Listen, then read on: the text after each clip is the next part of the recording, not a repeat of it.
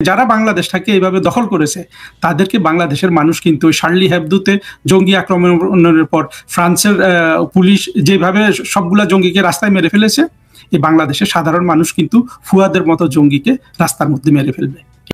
জঙ্গি ফুয়াদকে আজকে জনতা ধাওয়া করেছে, ব্যাপারটা দেখে আমাদের অনেকের ভালো লেগেছে, কিন্তু শুধু এই একটুখানি ধাওয়াতেই জঙ্গি ফুয়াদের অপরাধ শেষ, অথবা এখানে কি জনতা থেমে যাবে? আসুন আমরা সেই জিনিসটা একটু বিবেচনা করে দেখি। জঙ্গি ফুয়াদ কোথা থেকে এসেছে সেটার একটু ব্যাকগ্রাউন্ড আমাদের দেখা দরকার। আমরা শুনেছিলাম যে জামাতের তরুণ সমর্থক নেতাদের নিয়ে একটা পার্টি হচ্ছে, এবি পার্টি, যেখানে এরা মুক্তিযুদ্ধকে মেনে নেবে, ৭১-এর জন্য দায় নেবে না, ইত্যাদি ইত্যাদি ভালো ভালো কথা শুনেছি। এবং এটাও শোনা যায় যে ডিজিএফআই নাকি এই পার্টি তৈরি করেছে, আওয়ামী লীগ, অর্থাৎ আওয়ামী লীগ সরকারের এক ধরনের পৃষ্ঠপোষকতা ছিল এই জঙ্গি ফুয়াদকে তৈরি করার ক্ষেত্রে।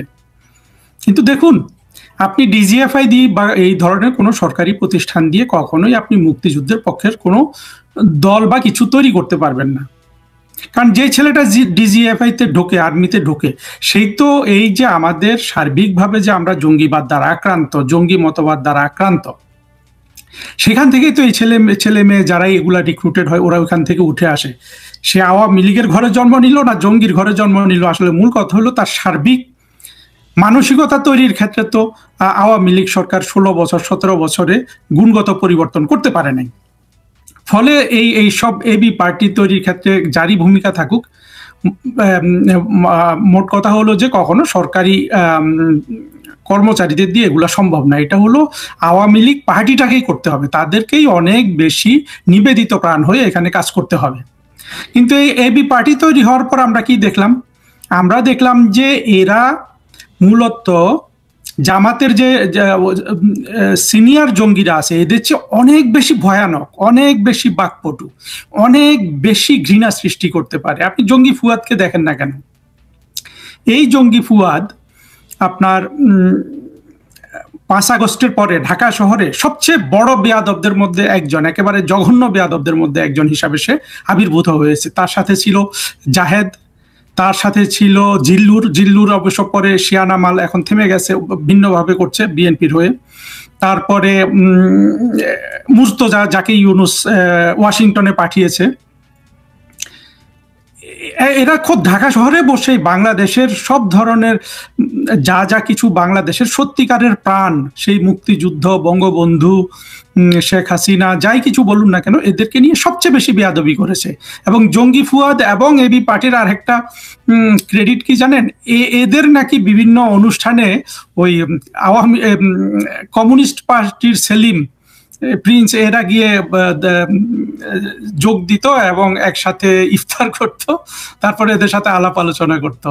অথচ আমরা দেখলাম যে কোথায় মুক্তিযুদ্ধের পক্ষের একটুখানি সমর্থন তো করবে তা না, বরঞ্চ এই জামাতের নতুন যে জেনারেশন, এরা পুরনো জেনারেশনের চেয়েও ভয়ানক জঙ্গি।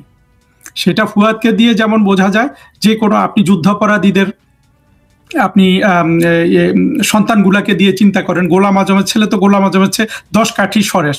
গোলাম আজমের তো এক ধরনের দৃঢ়তা ছিল, আপনার এক ধরনের কি বলবো ধীশক্তি ছিল, কিন্তু তার ছেলে তো বদ্ধ উন্মাদ। যে ছেলেটা এখন বাংলাদেশকে চালাচ্ছে, আজমি, এই আজমিরা কিন্তু আবার দেখবেন যখন ওরা বিপদে ছিল আওয়ামী লীগ সরকারের সময় অনেক ভদ্র ছিল, কিন্তু সে কিন্তু সুযোগ পেয়ে সে খোলস থেকে বের হয়ে গেছে। কিন্তু বিপরীত দিকে চিন্তা করেন, এই যে 24-এর যে আমরা জুলাইতে যে জঙ্গি উত্থান দেখলাম, এখানে দেখবেন যে আওয়ামী লীগের অনেক নেতার সন্তানরা, অনেক ক্রিকেটার এরা কিন্তু জঙ্গিদের সাথে রাস্তায় নেমে গেছে। আপনি কি কখনো কল্পনা করতে পারেন যদি আওয়ামী লীগ জঙ্গিদের বিরুদ্ধে একটা প্রতিরোধ গড়ে তুলতে পারে, একটা আন্দোলন তৈরি করতে পারে, যেসব জামাতের নেতা আছে, বাংলাদেশের চিহ্নিত জঙ্গিরা আছে, তাদের কোনো সন্তান এদের সাথে যোগ দিবে না? কোনোদিন যোগ দিবে না। এর কারণ হলো জঙ্গিরা অনেক বেশি নিবেদিত প্রাণ। তাদের এই যে ঘৃণা এবং অশান্তিটাকে চিরস্থায়ী করার জন্য তারা যে পরিমাণ নিবেদিত প্রাণ, আমাদের মুক্তিযুদ্ধের পক্ষে শক্তি সেইটার তো ধারে কাছে নাই।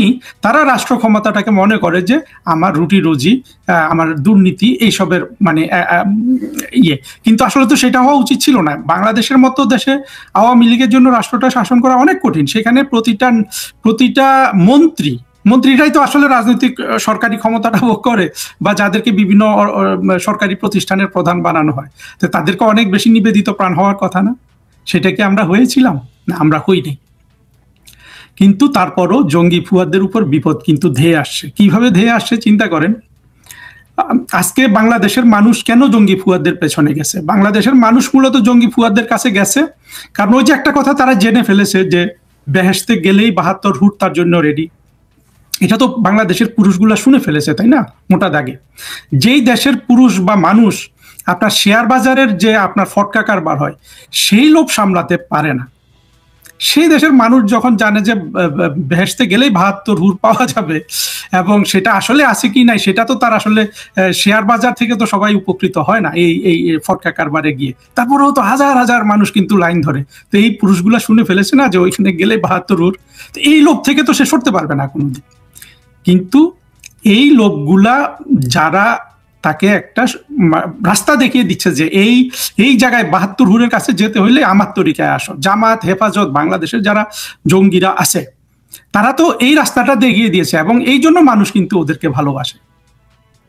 কিন্তু আওয়ামী লীগ বা যারা মুক্তিযুদ্ধের পক্ষের শক্তি তারা যদি জঙ্গিদের প্রকৃত অবস্থা মানুষের কাছে পৌঁছে দিতে পারতো যে না, তারেক মনোয়ার বা কাজী ইব্রাহিম বা ফুয়াদের কথায় যদি কেউ বেহেশতে যেতে চায় তাহলে তো সে আল্লাহকেই একজন ক্রিমিনাল হিসাবে চিহ্নিত করছে, কারণ কাজী ইব্রাহিম একটা সরাসরি ক্রিমিনাল, সে মিথ্যা কথা বলে। তারেক মনোয়ার এরা যে কত মিথ্যা কথা বলেছে পাবলিকলি সবাই জানে, আমির হামজা মিথ্যা কথা বলে, অর্থাৎ এইসব ক্রিমিনালদের কথায় যদি কেউ বেহেশতে যাবে সে তো আল্লাহকেই ক্রিমিনাল তৈরি করে ফেলতেছে। এই জিনিসটা যদি সত্যিকার একবার মানুষের মগজে ঢুকিয়ে দেওয়া যায় তাহলে চিন্তা করুন তো এই জঙ্গিগুলোর কি বেহাল দশা হবে। আমি আশা করছি না যে সেটা রাতারাতি হবে, কিন্তু কি হবে জানেন, বাংলাদেশ একেবারে ধ্বংসের কিনারায় যেমন দাঁড়িয়ে আছে, বাংলাদেশের মানুষের আপনার পেটের ভাত, পরনের কাপড়, এই প্যারাসিটামল জাতীয় ওষুধ এগুলোর উপরেও কিন্তু থাবা বসিয়েছে ইউনূস। আপনি যতই বিএনপিকে ক্ষমতায় আনুন, বিএনপির মধ্যে তো অনেক ভালো মানুষ আছে, আমি অস্বীকার করব না, আমি তাদেরকে রেসপেক্টও করতে চাই। বিএনপিও যদি ক্ষমতায় আসে এই জঙ্গিদের তারা দমন করতে পারবে না।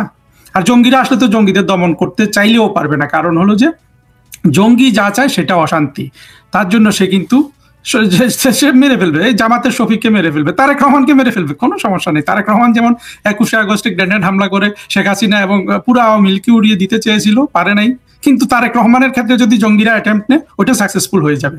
কারণ তারেক রহমান সাহেবকে আমরা দেখলাম যে আসলে ওনার মানে অ্যান্টেনা এত নিচে অ্যান্টেনা দিয়ে আসলে বাংলাদেশের মতো দেশ শাসন করার যোগ্যতা উনি এখন অর্জন করেন নাই। মানে আমি ওনার প্রতি মানে জঙ্গিদের হয়েও শাসন করার যোগ্যতা উনি অর্জন করেন নাই। বাংলাদেশের সাধারণ মানুষকে আসলে আমাদের ওই জিনিসগুলো বুঝাতে হবে, যতক্ষণ আমরা না বুঝাই ততক্ষণ মানুষের যখন আপনার জঙ্গিদের পাশে থাকবে ঠিকই, কিন্তু যখন তার সত্যিকারের ক্ষুধার জ্বালায় সে জ্বলতে থাকবে তখন সে একটু হলেও চিন্তা করবে, হায় রে ইউনূস আমাকে শফিকের তরিকায় ইয়েতে যেতে বলে, বেহেশতে গিয়ে 72 হুরের সান্নিধ্য লাভ করতে বলে, কিন্তু ইউনূস তো নিজে হাদিসে যে সর্বোচ্চ সংখ্যক বলা আছে 8000 হুর, সে এই দুনিয়াতেই সেটা ভোগ করে ফেলছে। কিভাবে পশ্চিমারা এমন ব্যবস্থা করে দিয়েছে ইউনূসের কোটা আর 72 সীমাবদ্ধ নাই, সে কিন্তু এই 8000ই কিন্তু পৃথিবীতে লামিয়াকে সে কি করছে আমরা দেখছি না, মানে পর্দার আড়ালে পর্দার সামনে, এটা বাংলাদেশের মানুষ দেখেছে না। এই ধরনের চাতুর্য, এই লোভী বদমাশগুলা বাংলাদেশকে যে দখল করে ফেলছে, এটা বাংলাদেশের সাধারণ মানুষ তার পেটের ক্ষুধা যখন একটু একটু বাড়বে, তার যে ছেলেটা বিদেশে যেতে পারতো সে বিদেশে আর যেতে পারছে না ইউনূসের কারণে, সবাই ভিসা বন্ধ করে দিয়েছে। সে আশা করছিল ইউনূস আসলে একেবারে সবাই এসে বাংলাদেশে দূতাবাস খুলবে আর তার ছেলেকে ডেকে ডেকে ভিসা দেবে। এবং ইউনূসও কিন্তু এই জচ্চুরিগুলো করেছে, মানুষের সাথে করেছে না, বারবার বলে যে বাংলাদেশের এই তরুণরা সারা বিশ্ব দাবড়ে বেড়াবে, ওইখানে যাবে, তার কাছে কান্নাকাটি করছে বিদেশিরা এসে, আপনি আমাদেরকে তরুণদের দেন। এবং বাস্তব অবস্থাটা হলো যে ভিসা বন্ধ করে দিচ্ছে। মানুষ যখন দেখবে যে ইউনূসের এই কথাগুলো যে আসলে চরম নিষ্ঠুরতা একটা দরিদ্র দেশের সাথে, একটা দরিদ্র জাতির সাথে, তখন ইউনূসকে বাংলাদেশের মানুষ কি করবে বলুন তো? এই যখন মানুষের উপলব্ধিটা আসবে তখন কিন্তু জঙ্গি ফুয়াদকে আজকে যেভাবে আপনার ছেড়ে দিয়েছে, এইভাবে কিন্তু আর ছেড়ে দিবে না। জঙ্গি ফুয়াদ বলুন অথবা নাস্তিক জঙ্গিগুলা বলুন, জাহেদ, সলিমুল্লাহ, ফরহাদ মজার, ও যদি মরে না যায় শফিক রেহমান, তারপরে এইভাবে আরো অসংখ্য নাস্তিক জঙ্গি আছে না জামাতে ইসলামের সাথে, এগুলোকে বাংলাদেশের মানুষ ঠিক সেই ব্যবস্থাটা করবে যে ব্যবস্থাটা ইতিমধ্যে সারা পৃথিবী জঙ্গিদের করে দেখিয়েছে। কি কারা করে দেখিয়েছে? প্রকৃষ্ট উদাহরণ সৌদি আরব, প্রকৃষ্ট উদাহরণ রাশিয়া, ফ্রান্স, পাকিস্তান, এরা সবাই জঙ্গিদেরকে রাস্তায় মেরে ফেলেছে না? শুধু পাকিস্তান যে কত জঙ্গি রাস্তায় মেরেছে এইটা আপনারা শুধু একটু হিসাব করে দেখবেন। যে রাষ্ট্রটা জঙ্গিদের ব্যবহার করে, উৎপাদন করে সুযোগ মতো, প্রয়োজন মতো, সেই রাষ্ট্র কিভাবে জঙ্গিদের রাস্তায় মেরে ফেলে গুলি করে, এটা একটু আপনারা নিজেরা খোঁজ করে দেখবেন। আমাকে এগুলো নিয়ে এত খোঁজ করতে বলবেন না, এগুলো এখন অনলাইনে আপনি সহজে এগুলো পাবেন।